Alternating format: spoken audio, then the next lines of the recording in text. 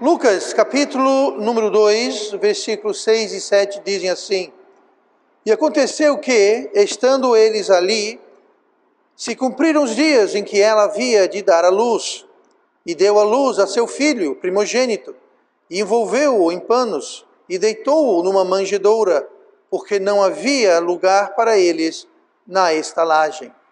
Nós acabamos de ler do relato de Lucas a respeito do nascimento de Cristo. Hoje, 25 de dezembro, uma data que nós celebramos o nascimento de Cristo. Eu queria hoje refletir um pouco sobre o Natal, sobre o verdadeiro Natal. Uma época em que é celebrado, e eu digo isso temerosamente, que é supostamente celebrado o nascimento de Cristo. Muitas vezes nós lemos a Bíblia de forma superficial demais, e às vezes nem se lê a Bíblia, e acabamos aceitando, acabamos incorporando, acabamos assimilando muitas coisas que cremos ser bíblico e na realidade não é. Em Colossenses 2, versículo 8, o apóstolo Paulo faz o seguinte aviso: Tende cuidado para que ninguém vos faça presa sua por meio de filosofias e vãs sutilezas, segundo a tradição dos homens, segundo os rudimentos do mundo, e não segundo Cristo. Lembrando que Cristo é a palavra de Deus. O aviso de Paulo no final do versículo 8, fala, e não segundo a Cristo. Cristo é a palavra de Deus, a palavra de Deus é Cristo. Cristo é o verbo que se fez carne. Então nós temos que ter muito cuidado para estarmos assimilando da palavra, segundo Cristo, segundo a palavra. E hoje eu queria ver um pouquinho mais de perto a respeito do sentido verdadeiro do Natal. Então, pegando carona aqui em Colossenses 2:8, que acabamos de ler, mais uma vez eu vou ler: Tende cuidado, é claramente um aviso, um alerta, uma advertência. Tende cuidado para que ninguém vos faça presa sua. O que quer dizer presa sua? Não seja cativo, capturado, controlado, enlaçado. Não se torne presa, o alvo, o troféu de alguém. Como isso acontece? Ele prossegue aqui: por meio, ou seja, através de filosofias e vãs sutilezas, segundo a tradição dos homens. Então são coisas sutis. São coisas perigosas porque são sutis. Muitas vezes não são berrantes, não são na cara. São sutilezas, mas são filosofias que são segundo a tradição dos homens, segundo os rudimentos do mundo, ou seja, são coisas que seguem a tradição, seguem a maneira do mundo, dos homens, e termina, e não segundo Cristo. Então eu pergunto, será que o Natal é uma época que está seguindo Cristo, está seguindo a palavra, ou é algo que é algo sutil, é algo que é uma coisa vã sutileza, segundo os homens? Na realidade, nós podemos dizer, ao considerarmos o verdadeiro Natal, é se existe lugar para Cristo, que é inclusive o nosso tema de hoje, lugar para Cristo, o lugar para Jesus. Essa época natalina é um factício, é algo artificial, é algo imaginário. Pastor, por que você fala isso? Simplesmente porque não se sabe a data do nascimento de Cristo. Ou seja, é algo imaginário, é algo artificial, é algo que é um factício. Não é baseado em realidade. Você não vai poder apontar na Bíblia e dizer, Jesus nasceu tal dia de tal mês. O ano nós podemos adivinhar mais ou menos, porque o nosso calendário é datado a partir do seu nascimento. Tão importante é a entrada de Cristo no mundo. Nós sabemos o ano. Estamos no ano 2022 do quê? Depois de Cristo, depois do nascimento de Cristo. Pode arguir que existe de 2 a 3 anos de diferença aí no calendário, devido a algumas alguns problemas com o calendário, mas sabemos mais ou menos o ano do seu nascimento, o ano que ele se tornou carne, o ano que o verbo entrou na realidade humana, mas o mês, o dia e a data ninguém sabe. E quem diz saber está mentindo, porque a Bíblia não fala, está inventando. Nós sabemos absolutamente, com toda certeza, que não foi em dezembro. Isso nós temos que ter toda a certeza do mundo, que não foi em dezembro e nem perto de dezembro. Nem perto de dezembro. Lucas 2, versículo 8, nós lemos o 6 ao 7. Se a gente continuasse lendo o 8, diria assim: ora, havia naquela mesma comarca pastores que estavam no campo e guardavam durante as vigílias da noite o seu rebanho. Sim, pastor, e daí? Daí que os pastores estavam tomando conta do seu rebanho à noite, no campo. Isso só era feito quando? No verão.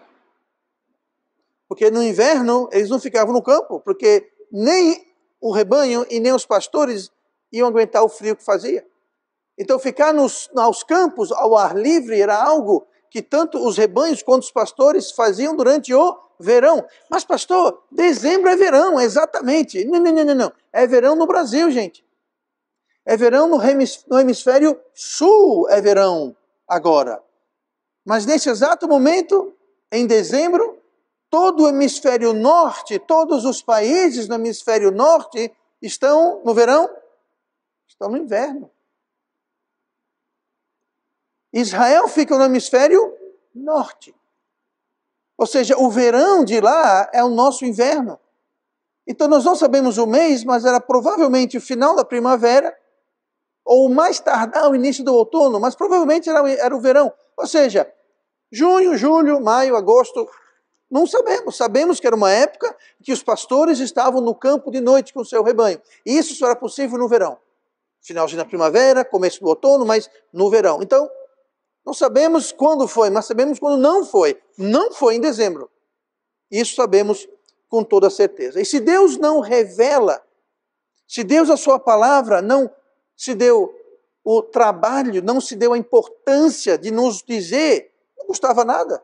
Inclusive, você vê o Velho Testamento, está cheio de datas de mês, os meses, muitas vezes referência ao ano, que naquela época, obviamente, não era o ano que nós usávamos, mas eles faziam referência ao reinado, quando tal rei reinava em tal país, o rei de não sei quem. Então, Deus sempre faz os festivais que os judeus tinham.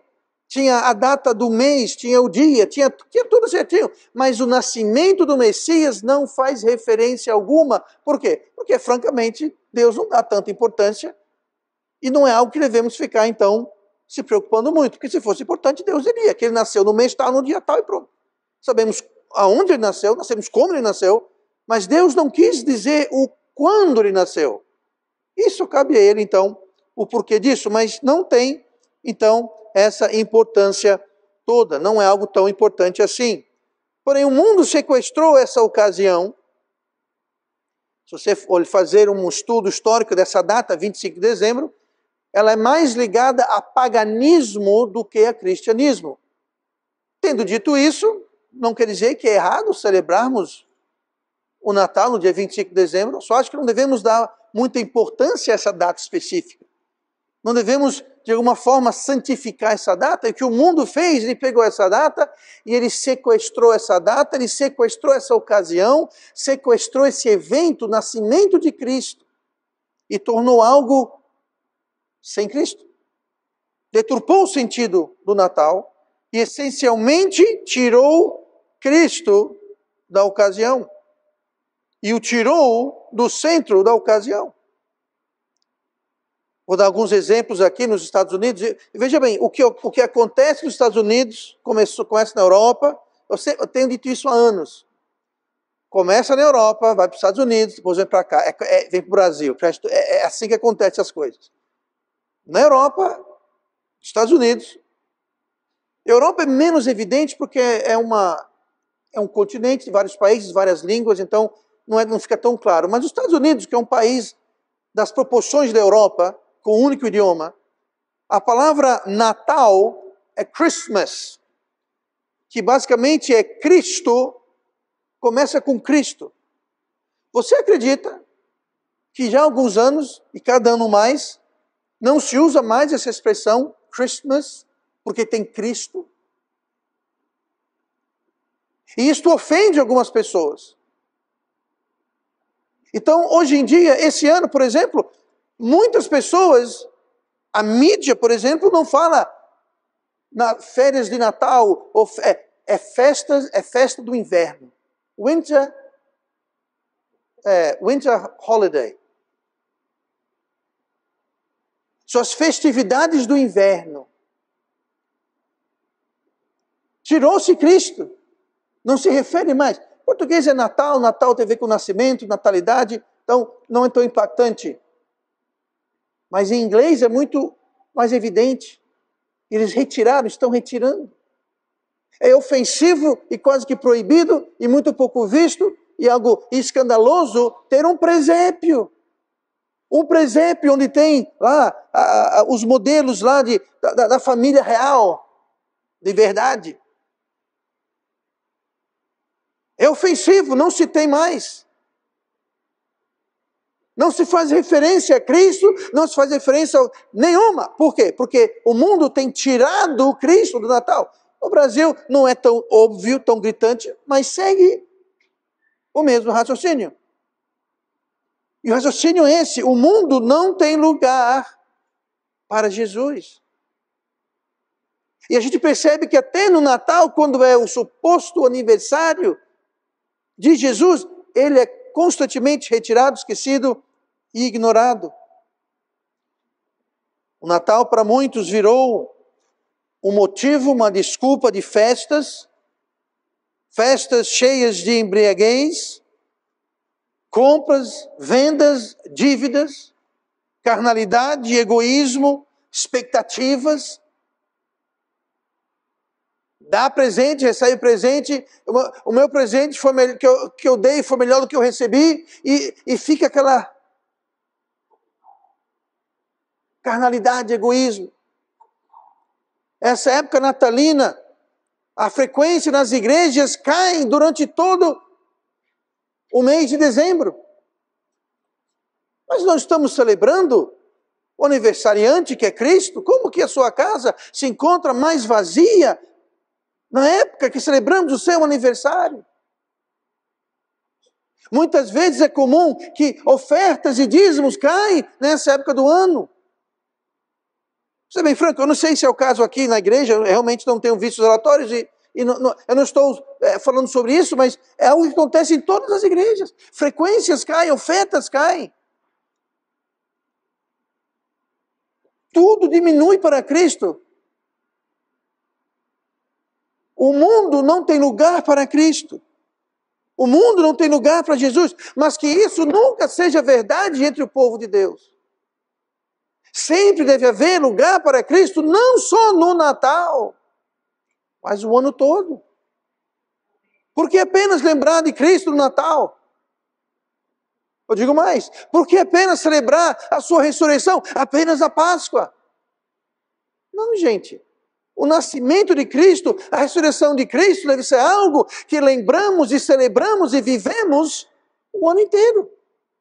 Não há nada de errado em tomar uma ocasião no ano, já que não sabemos a data, sabemos quando ele foi crucificado, sabemos a data exata da sua crucificação, mas não do seu nascimento. Mas então não há nada de errado em adotarmos um dia qualquer. Algumas igrejas, algumas empresas, para não ter festas e comemorações constantes, eles adotam um dia, digamos, algumas fazem no meio do ano, dia 15 de junho, pronto, no meio do ano. Vamos celebrar o aniversário de todo mundo, pronto, vai ter uma festa no meio do ano e vai todo mundo celebrar o aniversário. Mas o aniversário não é em junho, não interessa, vai todo mundo celebrar. Agora, quem quiser celebrar fora, em casa, tudo bem, mas na empresa, algumas igrejas fazem isso, não fazemos aqui, mas... Então não há nada de errado a gente separar um dia no ano, que seja em dezembro, que seja de 25, para aproveitar os feriados civis que existem, tudo bem, mas que não seja, que não perca o foco, que o Natal não seja o Natal sem lugar para Cristo. Porque no mundo não há lugar para Cristo, nem no Natal, e nem mais nada. Que não seja assim com o povo de Deus. Olha comigo no versículo 7 de Lucas 2 que nós lemos. E deu à luz a seu filho primogênito, e envolveu-o em panos, e deitou-o numa manjedoura, porque não havia lugar para eles na estalagem. Nós vimos que o mundo não tem lugar para Jesus. Aí eu pergunto, nós temos lugar para Jesus? Nós criamos espaço, lugar para Jesus em nossas vidas? Aqui nós temos a família real. Sim, família real. Mas a família real foi para os estábulos. Por quê? A família real, e era realeza. Não se engane com o estábulo, não se engane com a manjedoura. Sabe, muitas vezes a gente perde o sentido da palavra manjedoura. A gente pensa que manjedoura é um berço bonitinho para um bebê. Não. Manjedoura vem de manjar, vem de comer. Manjedoura é o comedor dos animais. É o comedor dos animais. Quer comprar uma manjedoura? Vá para uma casa de material, equipamento rural. Lá você vai encontrar manjedouras. Você não vai encontrar manjedouras na Só Bebês. Eu nem sei se existe essa loja, mas você não vai encontrar manjedouras numa loja de móveis. Você vai encontrar manjedouras numa loja de equipamento rural. Porque manjedoura era onde os animais comiam. Este foi o berço de Jesus. Família real. Isaías 9, versículo 6.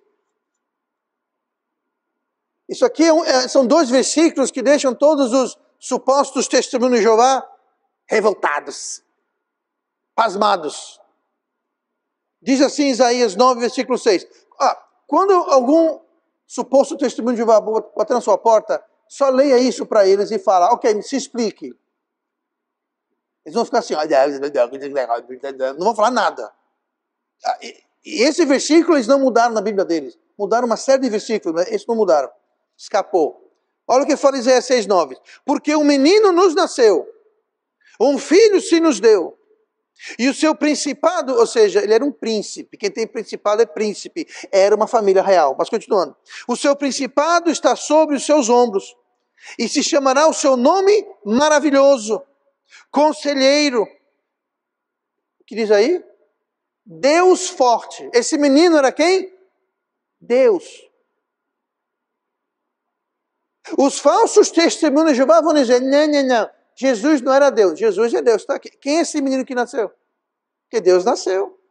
Deus forte. D com D maiúsculo. Continua. Pai da eternidade. Quem era esse menino? Pai da eternidade. Deus forte. Vem me dizer que Jesus não era Deus. Jesus é Deus. Sempre foi e sempre será. Continua. Príncipe da paz. Ele era um príncipe. Ele é um príncipe. E será o rei. Hoje ele é rei, mas não está reinando na terra.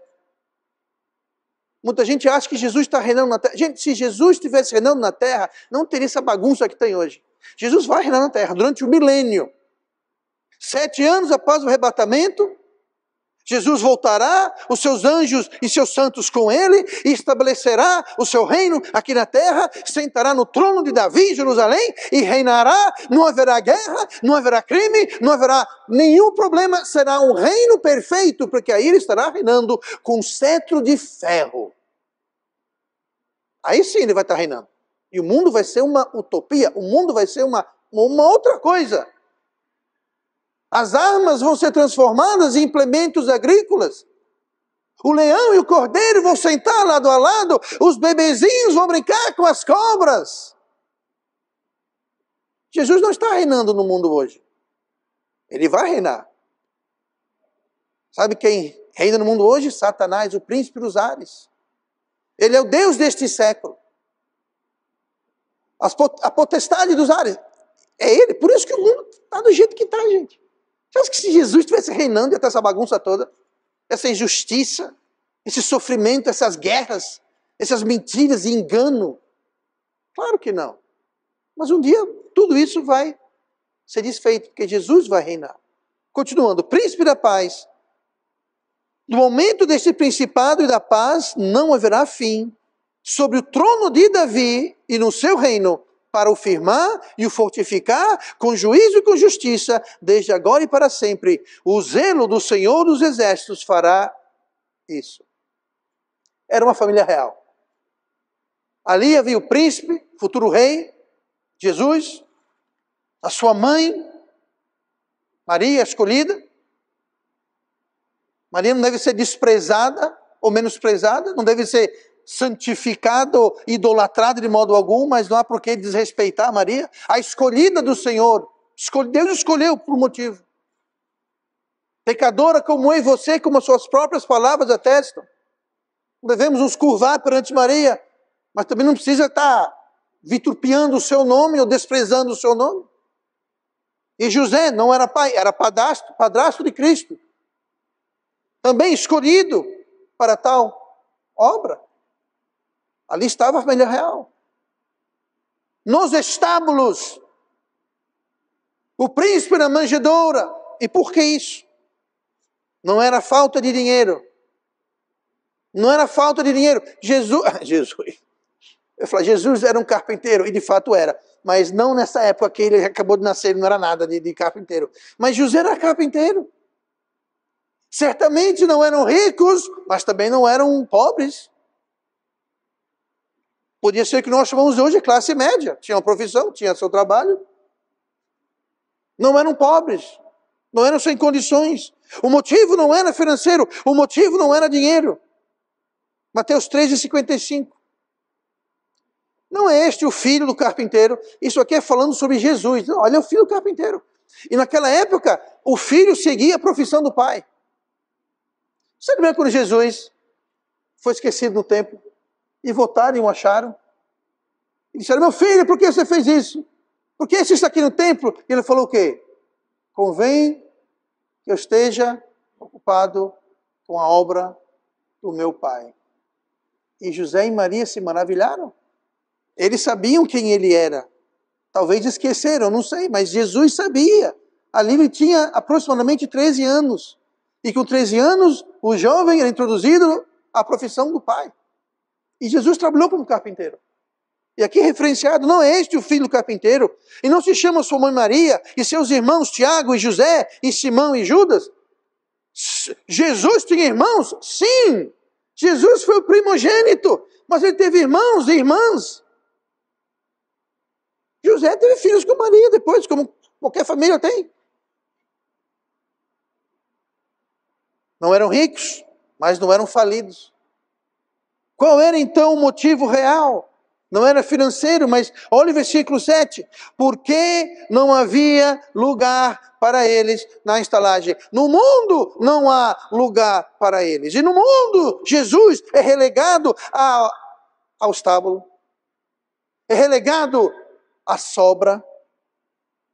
A hospedaria estava cheia, lotada.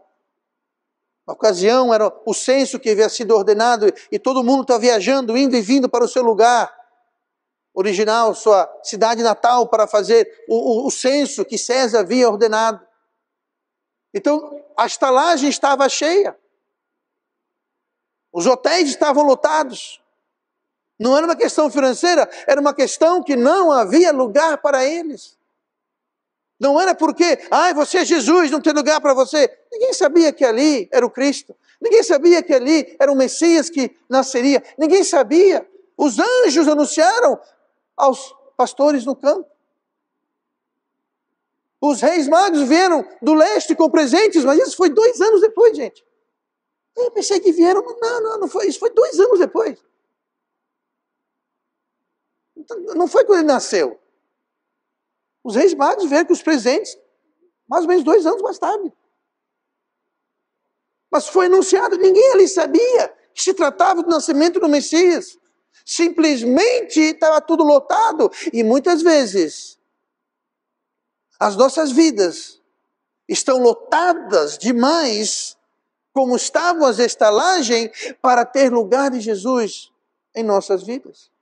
Jesus não tem lugar no mundo, porque o mundo está cheio de Papai Noel, de presentes, de peru, de festas, de férias, de viagens, de visitas, Nada disso é errado, gente. Bom, a festa depende da festa. Mas nada de errado em festejar, nada de errado em comer peru, nada de errado em dar presente, nada de errado em receber, nada de errado com essas coisas. Mas quando isso enche demais, ao ponto que nós não temos mais lugar ou espaço para Jesus, no nosso Natal, na nossa vida, aí é um problema. É triste, como eu falei, na época que celebramos o nascimento de Cristo, reparem, menos pessoas nas igrejas. Não só essa, qualquer igreja. Por quê? Não houve lugar na agenda, na programação de tantos crentes. Estava cheio demais. Ah, porque tem visita, tem que visitar, tem a festa e o peru. Está me dizendo que não há lugar no seu Natal para Cristo? Isso é uma vergonha. Isso é um vexame. Que exemplo estamos dando para os nossos vizinhos, familiares, amigos?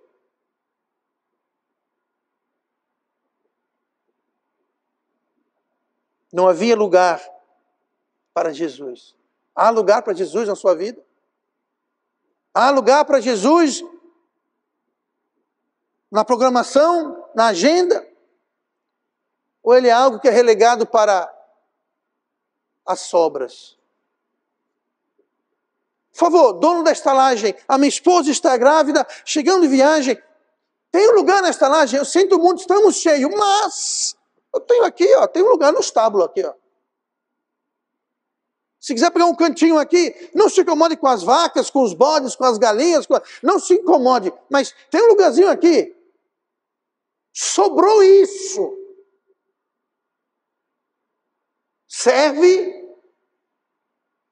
Ficamos revoltados. Pois é. Mas será que nós não fazemos a mesma coisa? Relegamos a Cristo as sobras. Ao que resta. Ah, se der tempo eu vou. Se eu tiver energias e força e disposição, eu vou. Sabe o que é isso? É dizer, está lotado, vá para o estábulo. É a mesma coisa.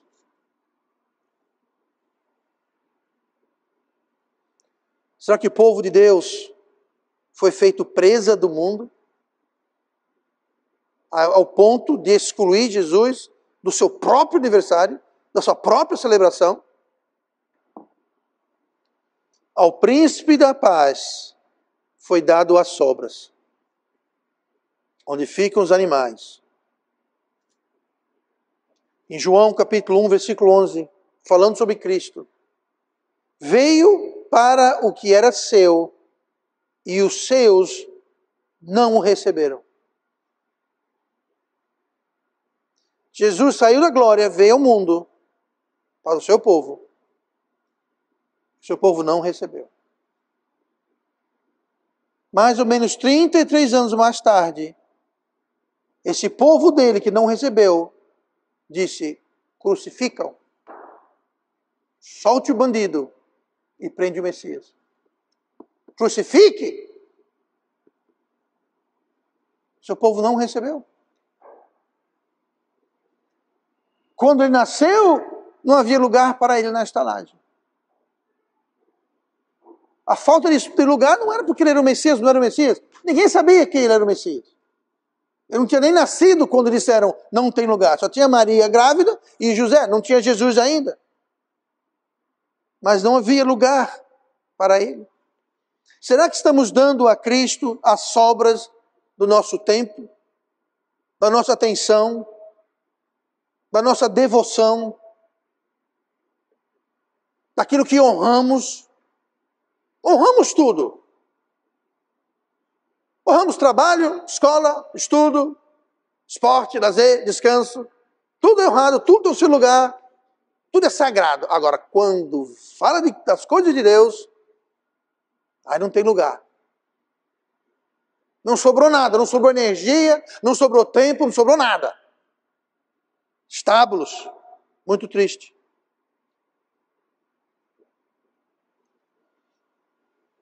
Nós que não merecemos, nos foi dado Cristo. Nós não merecemos. Nós não recebemos, nós não merecemos. Isaías 9:6, nós lemos agora há pouco, porque um menino nos nasceu, um filho se nos deu. Foi dado. Um presente. Cristo foi dado de presente e não foi recebido. Já pensou você dar um presente para alguém e aquele presente não ser recebido? Quero não. Um filho se nos deu. O príncipe da paz nos foi dado. E quando ele veio, não foi recebido. Não foi recebido. Que triste. Apesar de o mundo não ter lugar para Cristo, apesar de muitas vezes o povo de Deus não ter lugar para Cristo, Cristo sempre tem lugar para nós. Cristo sempre tem lugar para nós. João 1,14. E o Verbo se fez carne e habitou entre nós, e vimos a sua glória como a glória do unigênito do Pai, cheio de graça e de verdade. Desde o seu nascimento, ele foi tratado como um de nós. Nós lemos no versículo 7. E deu à luz a seu filho primogênito, e envolveu-o em panos. Gente, o costume da época, quando se nascia, você limpava a criança com panos, você colocava sal e você enrolava a criança bem apertado, ficava parecendo uma salsicha. Pois é, foi feito a ele, ao menino recém-nascido, Jesus, o que se faria com qualquer um outro nascido. Não teve tratamento especial, muito pelo contrário. Não era normal ou comum nascer em estábulo e ser posto numa manjedoura. Isso não era comum, não era normal. Mas ele veio, se deu a nós. O Rei dos Reis não nasceu num palácio. O Príncipe da Paz não se deitou em berços esplêndidos. Não foi envolto com panos de seda ou fino linho egípcio. Não havia uma colher de prata, nem um berço de ouro. Não. Um estábulo, uma manjedoura, enrolado em panos. Toda a sua vida foi uma de humanidade e humildade. Nós lemos o exemplo da mulher no poço. Era o meio-dia, o sol estava quente e ele estava com fome e com sede. E pediu a ela, me dê água. Ele que é a rocha. Ele que trouxe água ao seu povo no meio do deserto durante 40 anos, pede a uma de suas criaturas, me dê água. Que humanidade, que humildade. Esse príncipe sequer teve uma morada fixa depois de iniciado o seu ministério. Em Lucas 9:58. E disse-lhe Jesus, as raposas têm covis, e as aves do céu ninhos, mas o Filho do Homem não tem onde reclinar a cabeça. Ele, que é o Criador e o arquiteto de tudo, o dono do céu e da terra, não tinha residência fixa. Para muitos parâmetros de hoje, ele seria um indigente, não tinha domicílio fixo. Qual é o seu endereço? Não tem. Se na época tivesse CPF, também não tem. Pois é. O nosso sumo sacerdote se fez como nós. Se colocou no nosso lugar. Hebreus 4:14.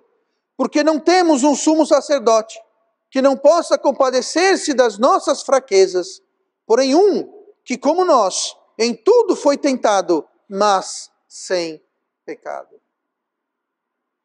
Toda tentação, todo desafio que eu e você encaramos, todo, Jesus encarou. Com uma diferença, ele nunca pecou, nunca caiu na tentação. Nenhuma vez. Em tudo foi tentado, porém sem pecado. Ele sabe o que é ter fome, ele sabe o que é ter sede, ele sabe o que é estar cansado, ele sabe o que é ter medo.